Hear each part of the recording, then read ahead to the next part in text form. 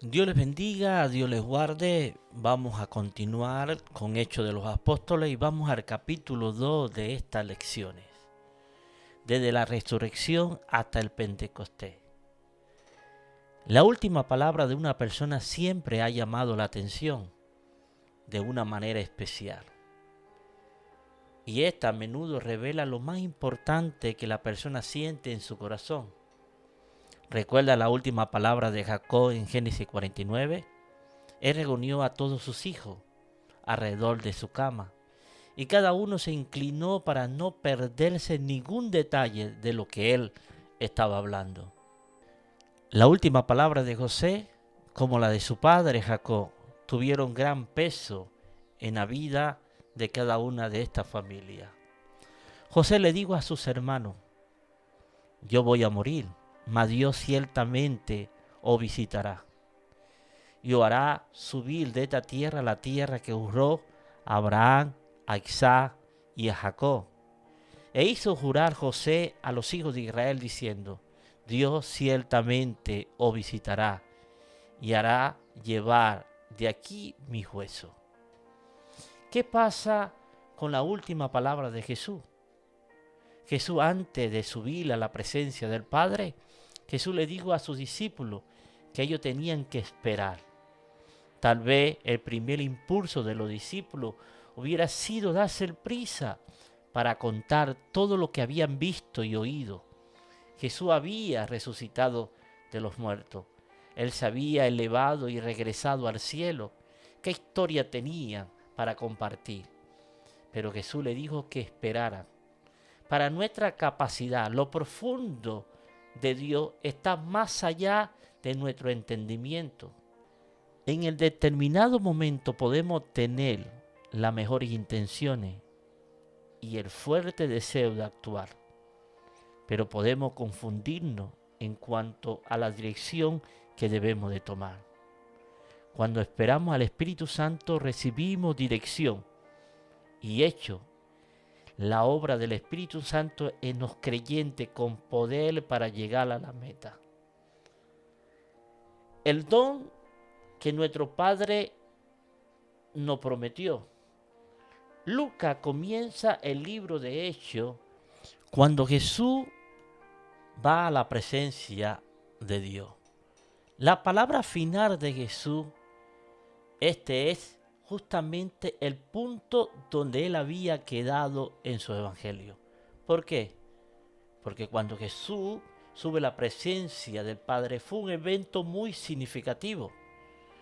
Esta señaló el final de un capítulo de la historia de la obra de Dios en la tierra, en el ministerio de Jesús. Esto también marcó el comienzo de un nuevo capítulo en la obra de Dios a través de la iglesia. Lucas dijo en Hechos del 1, versículo 1 al 3. Teófilo, en mi primer libro te relaté todo lo que Jesús comenzó a hacer y a enseñar, hasta el día que fue llevado al cielo, después de haber dado a sus apóstoles escogidos instrucciones adicionales por medio del Espíritu Santo. Durante los 40 días de que sufrió y murió, Cristo se apareció varias veces a los apóstoles y le demostró con muchas pruebas convincentes que realmente estaba vivo y le habló del reino de Dios. Entonces llegó el momento de que regresara con el Padre. Reunió a sus seguidores en una ladera al este del Monte de los Olivos, entre Betania y Jerusalén. Él había cumplido la obra en la tierra. Era hora de entregar la responsabilidad a sus discípulos que él había comisionado e instruido para terminar su obra. Jesús tenía que ir al Padre y le dio instrucciones finales. Él le mandó a ellos que se quedaran en Jerusalén hasta que recibieran el don especial prometido por el Padre. Los discípulos necesitaban el poder del Espíritu Santo para alcanzar al mundo con el mensaje de amor y salvación. La promesa, esperar la promesa del Padre, la cual oíste de mí, dijo Jesús, juntamente lo que el Padre le había prometido a los creyentes. Aunque Jesús estaba a punto de marcar el comienzo de una nueva era en la obra sobre la tierra, nada de lo que él dijo debería haber sorprendido a los discípulos, ni a nosotros. El derramamiento del Espíritu Santo de Dios sobre los creyentes, sencillo, era una manera extraordinaria y era una promesa que existía desde hacía mucho tiempo. Los discípulos estaban enterados de la promesa hecha por Dios.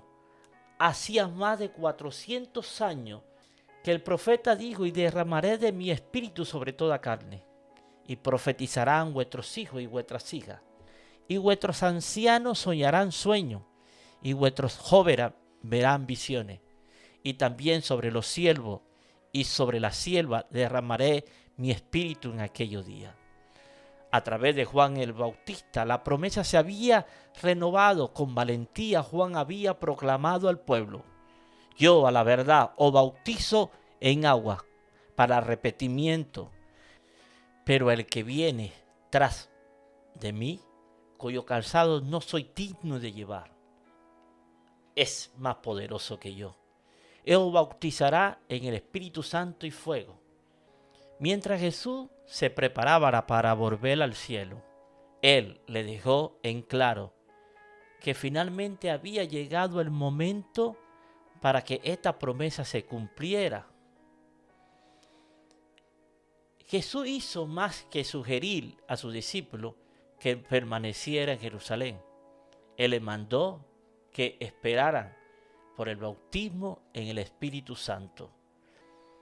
Había un mandamiento, y dice la Biblia, y estando juntos le mandó que no se fuesen de Jerusalén, sino que esperase la promesa del Padre, la cual le dijo: oíste de mí.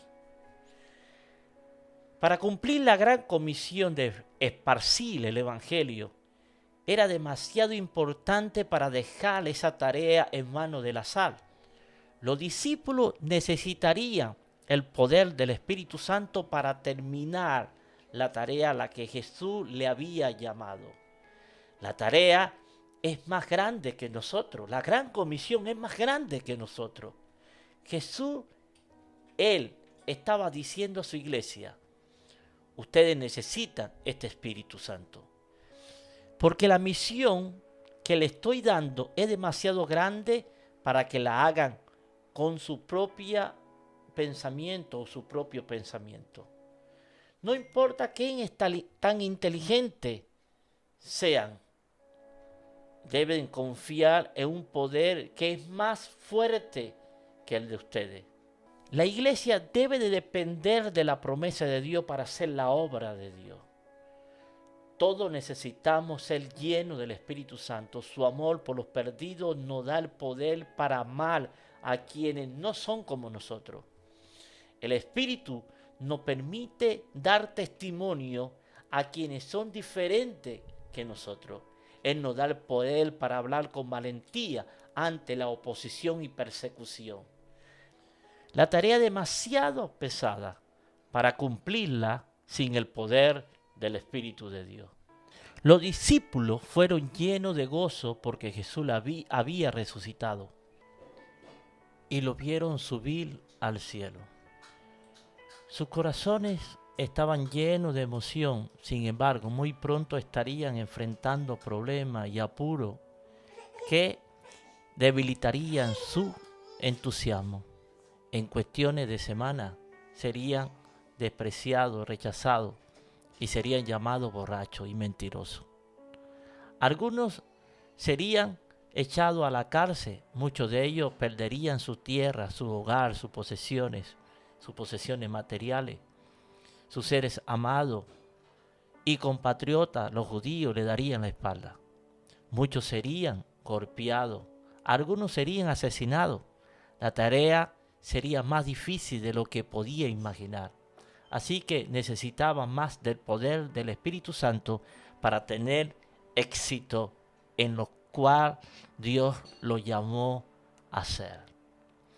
La tarea no ha terminado aún. Todavía hay mucha gente que no ha escuchado el Evangelio.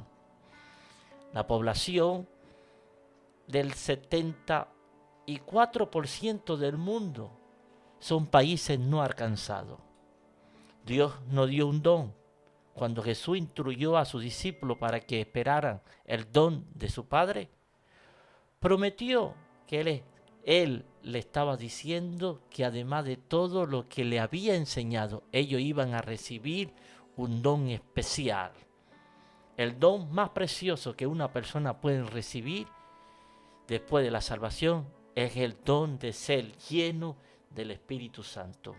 La Biblia lo llama la promesa de mi Padre, la promesa del Espíritu, el don del Espíritu, el bautismo con el Espíritu, ser lleno del Espíritu Santo de Dios.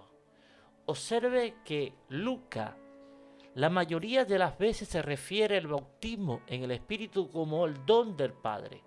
Hay por lo menos 7 referencias en Lucas y Hechos que se refiere al bautismo en el Espíritu como algo que el Padre nos da.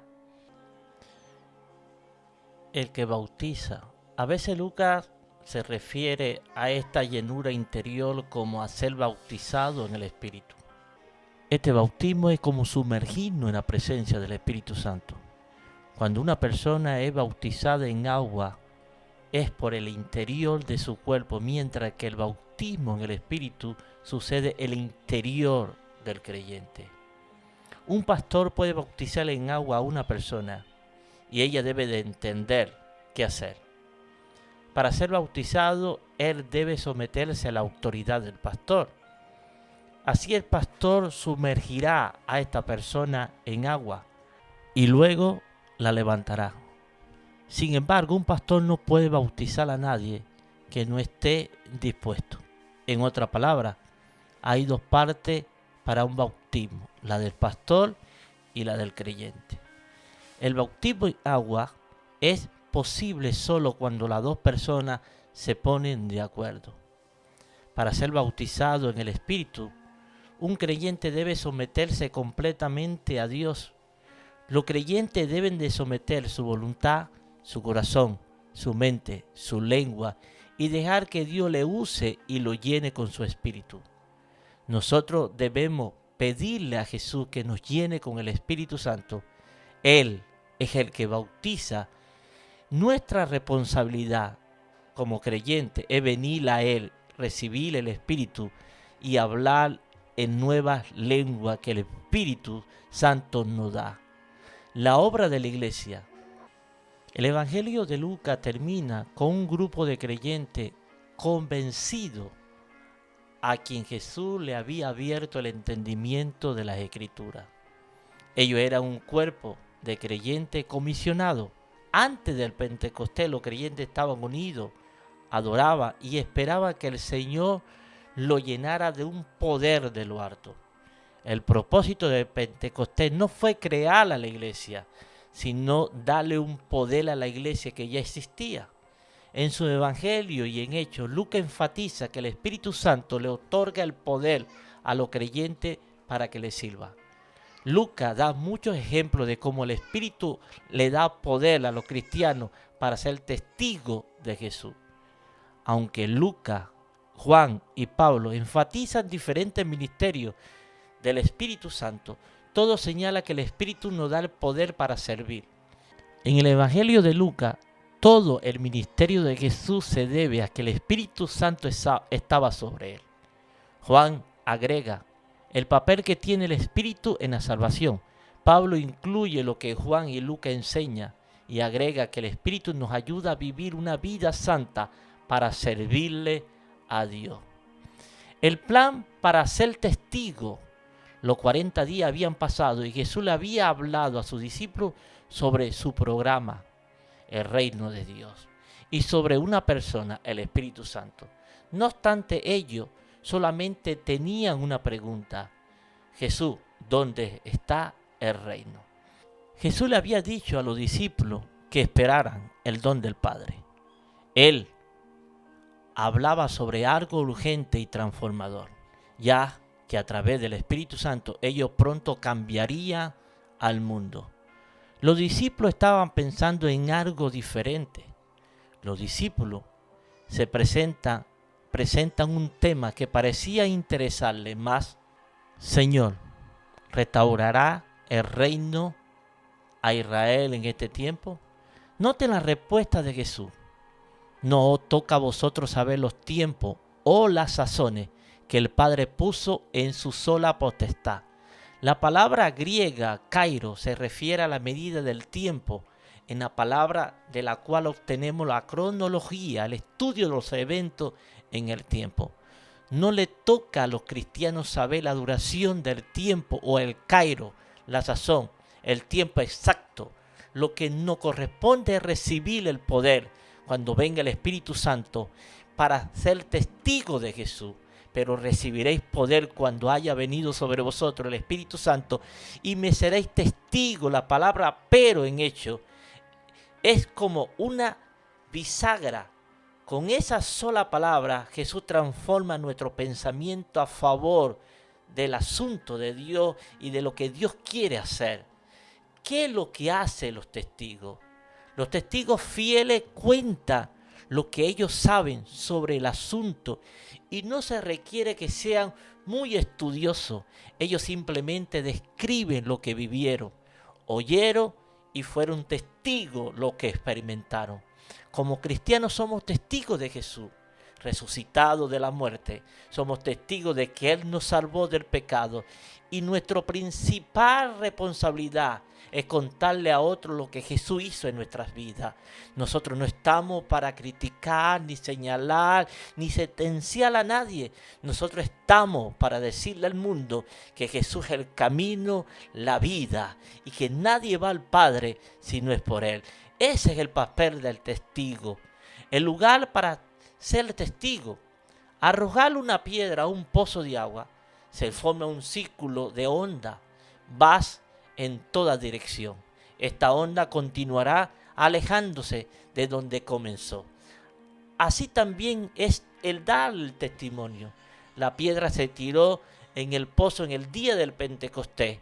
Describe 3 etapas en las que se extendió para dar testimonio.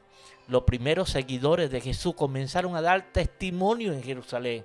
El segundo, llevaron el evangelio a la provincia de Judea, Samaria y a través de Palestina. Los terceros, su testimonio se extendió por todo el mundo romano, hasta la misma Roma. Esta es la manera más sencilla de observar cómo se extiende el testimonio de llevar el evangelio. El evangelio no debe de permanecer en 4 paredes. El evangelio debe ir más allá de las 4 paredes.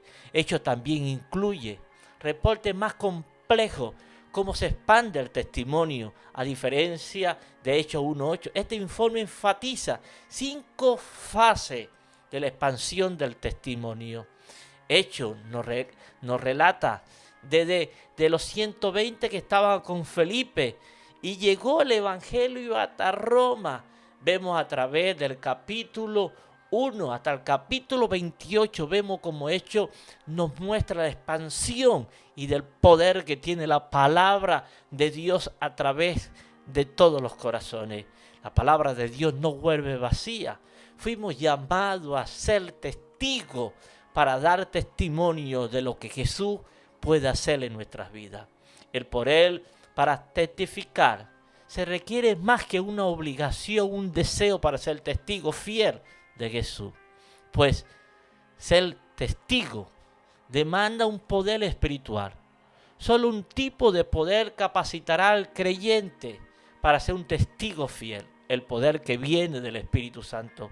Alrededor del mundo, los que son bautizados en el Espíritu son capaces de ser testigos con un poder especial, con un poder transformador. El Espíritu hace señales y maravillas a través del creyente que esté lleno del Espíritu Santo.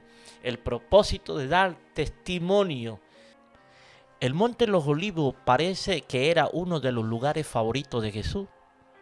Él predicaba al pie del Monte de los Olivos en el huerto del Getsemaní.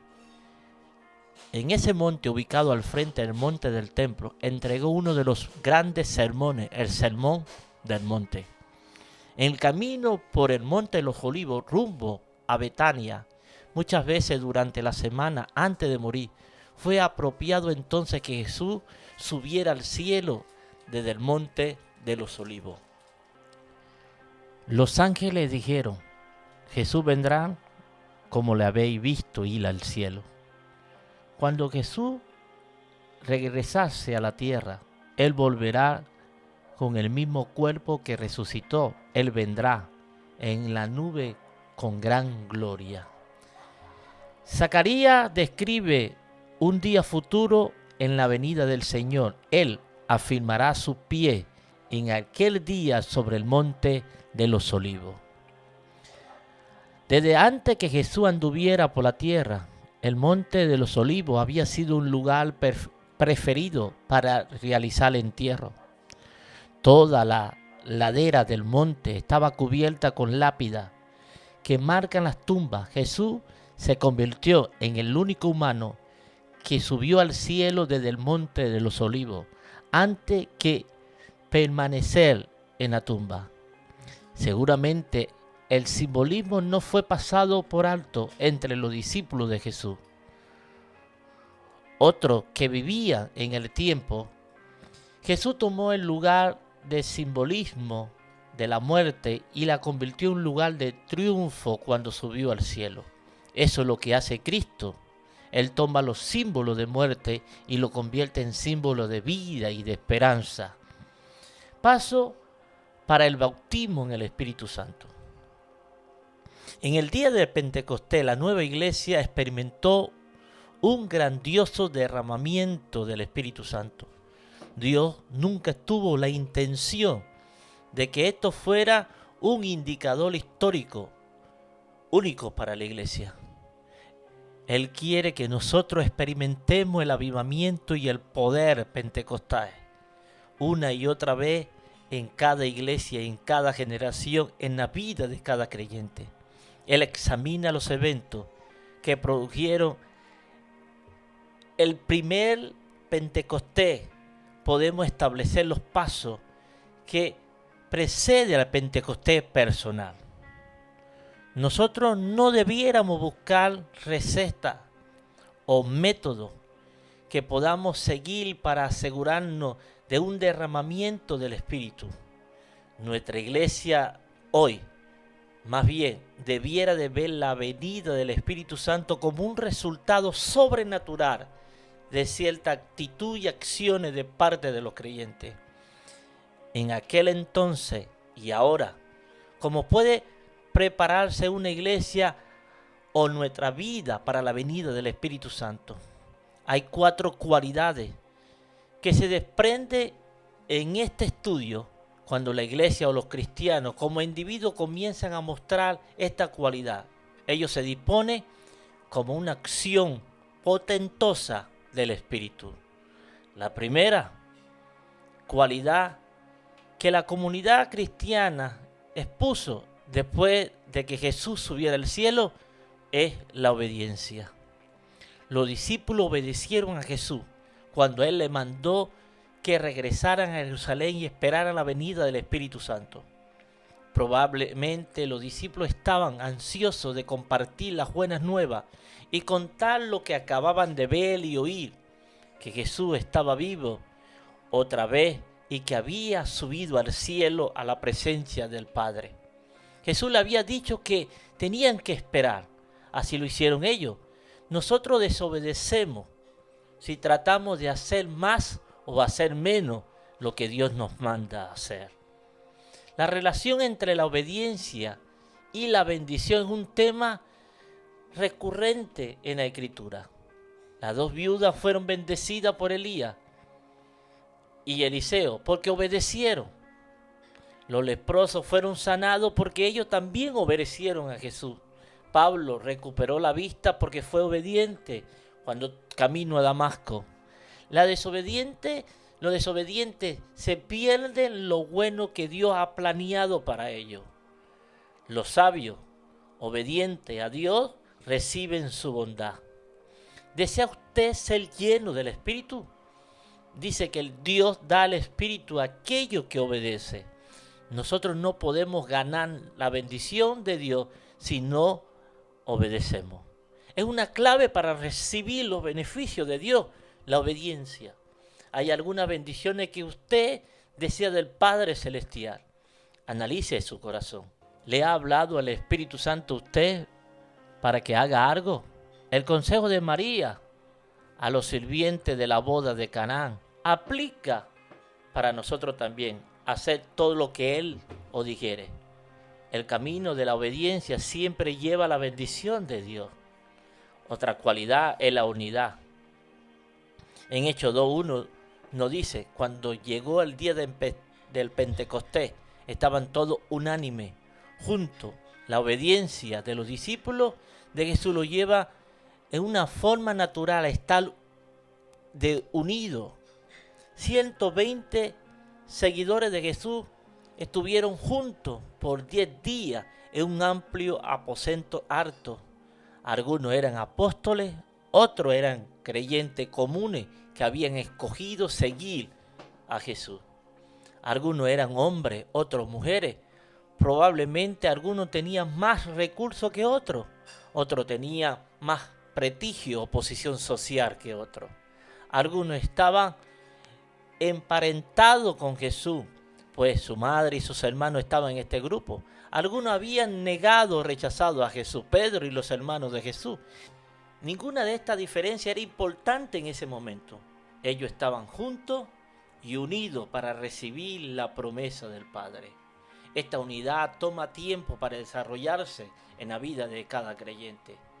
Uno de los retos que tiene la iglesia de hoy es la sensación de que se cuenta con muy poco tiempo. Él estaba siempre ocupado. Puede ser un efecto devastador en la iglesia. Por verse un cuerpo unificado de creyentes, toman una gran cantidad de tiempo juntos, oyendo la palabra de Dios juntos, trabajando juntos. Se requiere de ese nivel de participación para promover un lugar de calidad y comunión que se vuelve un terreno fértil para el crecimiento y el avivamiento. La iglesia tiene que ser una red viva de relaciones humanas significativas que cuente con el favor del Espíritu de Dios. La unidad de la iglesia es uno de los puntos que llevará a un avivamiento como antes nunca en la historia de la humanidad se ha visto. Los 120 en el aposento habían pasado 10 días juntos, en un periodo tremendo cuando Jesús subió al cielo y el día de Pentecostés. Si ellos pasaron un promedio de 16 horas juntos en un día, el total de horas por 10 días da un resultado de 160 horas. Esto es equivalente de más o menos a 3 años de servicio de adoración los domingos por la mañana. Otra cualidad es la oración. La oración en la vida de la iglesia. La vida cristiana y la iglesia no se puede basar sobre buenos programas. No importa lo maravilloso que sean esos programas. A través de la oración, un creyente o un grupo de creyentes se somete al Señor y depende de la voluntad y del liderazgo de Él. Lucas dice que los creyentes oraban constantemente. Ellos vivían una actitud de oración. Pablo se refiere a esta como una oración sin cesar. Aparentemente ellos oraban tanto en el templo como en el aposento alto. Orar constantemente debería ser un estilo de vida para el creyente. Este tipo de oración incluye hablar y escuchar a Dios. Incluye peticiones con gemido, pero también incluye adoración, gozo. La oración puede ser intensa o silenciosa, tranquila y relajada. Orar significa estar en contacto con Dios. Una actitud de oración significa estar consciente de que Dios y ser sensible a la presencia de Dios durante el día. La oración nos ayuda a estar en concordancia con Dios. Algunas personas piensan que Dios va a hacer lo que Él quiere a pesar de lo que nosotros le pidamos. Ellos no sienten la necesidad de orar, pero la Biblia enseña que debemos de orar constantemente. Cuando desarrollamos una vida de oración constante, le abrimos, la puerta a la presencia fresca de Dios. Y otra de las cualidades es el estudio y la aplicación de las Escrituras. Otra preparación importante para la venida del Espíritu Santo es el estudio y la aplicación de la Sagrada Escritura. Pablo y Pedro afirman que la Biblia es el único en su clave y que las Escrituras son la palabra de Dios poderosa. Nosotros la valoramos por sobre la palabra del hombre y de los ángeles. Por lo tanto, nuestras vidas deben ser guiadas con la expresión Cristo está. No nos enseña sobre la declaración o la de desatar. Por tanto, nuestra vida debe ser guiada con la palabra de Dios. Nuestra vida, en lugar de las tradiciones o opiniones humanas, la Biblia nos da a entender lo que Dios quiere hacer en nuestras vidas. La palabra de Dios nos guía y nos enseña el camino y nos demuestra el poder y el amor de Dios. Dios les bendiga.